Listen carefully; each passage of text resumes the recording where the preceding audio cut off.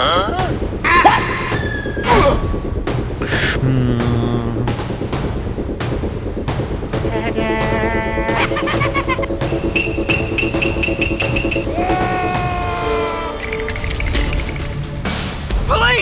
Police!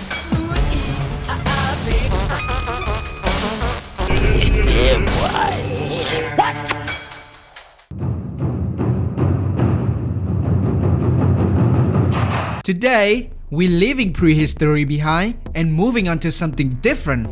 Bye!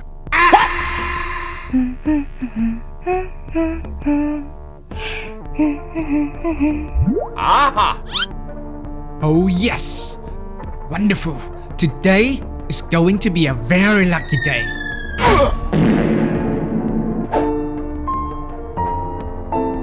Have you ever read about some of the unluckiest deaths in the history? And your reaction was like, damn, that sucked. But you are about to hear a case that are even worse. So welcome to the story of kinda like that. A true perfectionist.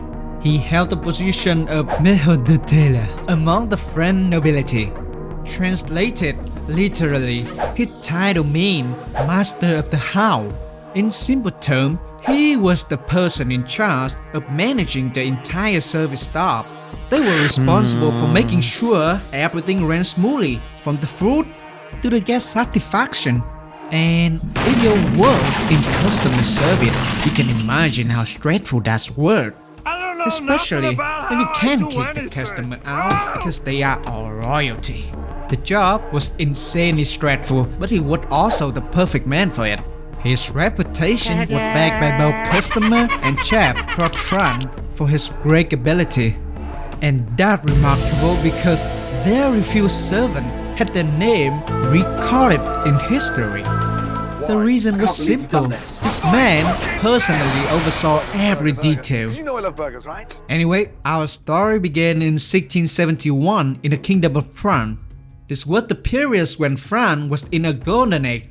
It was led by a man who was afraid of baiting, Louis XIV, a king renowned for his success and one of the longest reigns in history. Under his rule, culture, art flourished to observe level of luxury. While 90% of the population was still living miserable lives, but who cares? Nobody gives a shit! The aristocracy spent their day partying and inventing ways to entertain.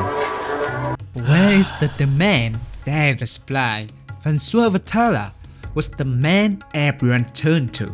His first task was to organize a banquet for King Louis XIV, with as many as 3,000 people in attendance. What made it even worse that these weren't normal guests, all of them was elite class. And failure was not an option. So if you need some motivation, just take a look at the guillotine. The banquet would last for 3 days, and Francois had only 2 weeks to prepare. He gathered the geese, decorate the banquet hall, prepare the silverware. Cutlery, how to hold, use, and position. Oops, bad news. The gad count had just climbed to over 6,000. The good news was that there was still enough food left to feed another 3,000 gad. But fate delivered another king straight to Francois. Heavy rain forced the fireworks display to be cancelled, leaving some of the guests bored. Although the incident was beyond his control, someone like Francois couldn't accept it. The first day of the banquet passed without any major problem, but on the second day, Dad would come knocking the Francois I'm door. Callista Flockhart.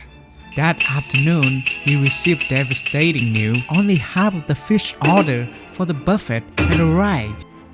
This was the final straw. Francois immediately went to full panic mode, consumed by the thought of failure and living with it for the rest of his life. Francois immediately rushed to his bedroom and drew his sword, then unaligned himself. But that wasn't the worst part, because right after French died, the remaining shipment of fish arrived.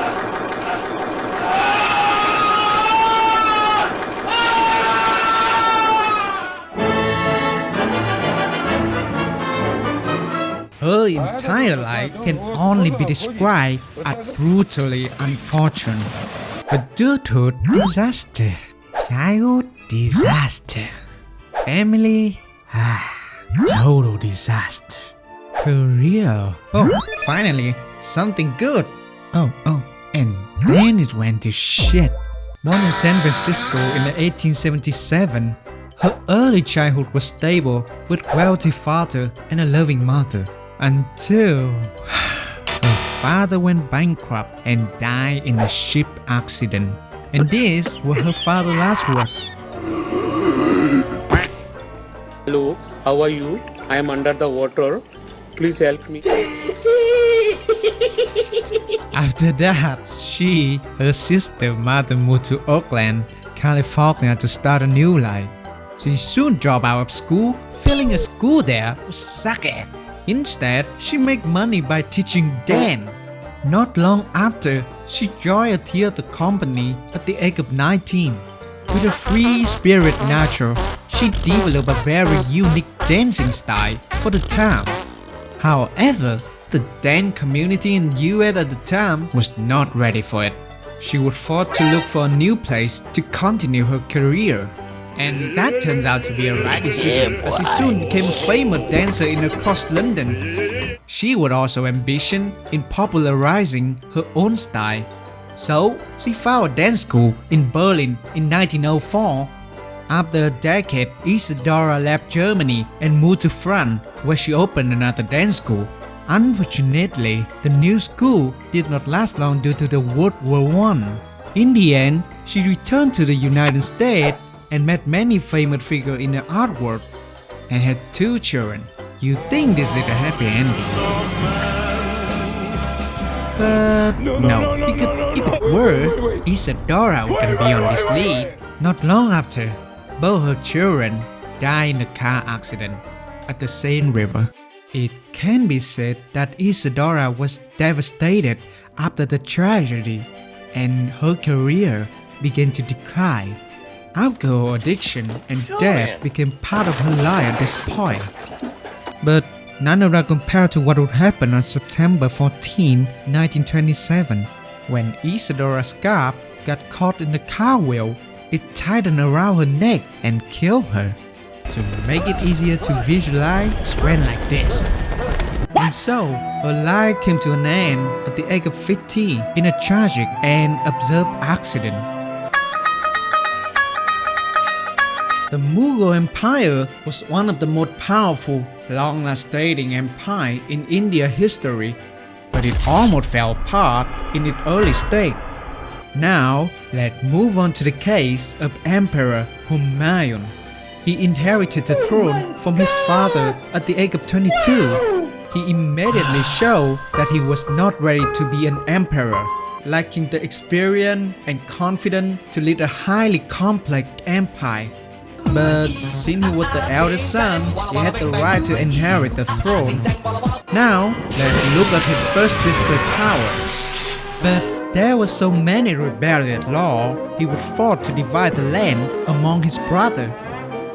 However, someone saw an opportunity in this weakness. His man was named Sher Shah Suri of Bahar. After a few battles with this man, Humayun proposed a peace treaty. Sher Shah granted several territory in exchange for a peaceful withdrawal. However, Sher Shah betrayed, striking from behind and nearly killing Humayun. Humayun continued to seek help from his brother, but they were too busy negotiating with Sher Shah. As a result, Humayun was exiled to Persia in 1540. However, Humayun used his remaining influence to gain the support of the Safavid emperor. His goal was to return to his homeland and crush the traitor by military force. As a result, everything fine and the Mughal Empire would restore fine. in I'm okay 1556. with the events that are unfolding currently. But just 1 year later, a rather observed dad caught up with him. He slipped on a stone staircase, fell, and hit his head. Well, at least the Mughal Empire went on to survive for another 300 years, until this empire was overtaken by the British. So it's fine, I guess. Huh?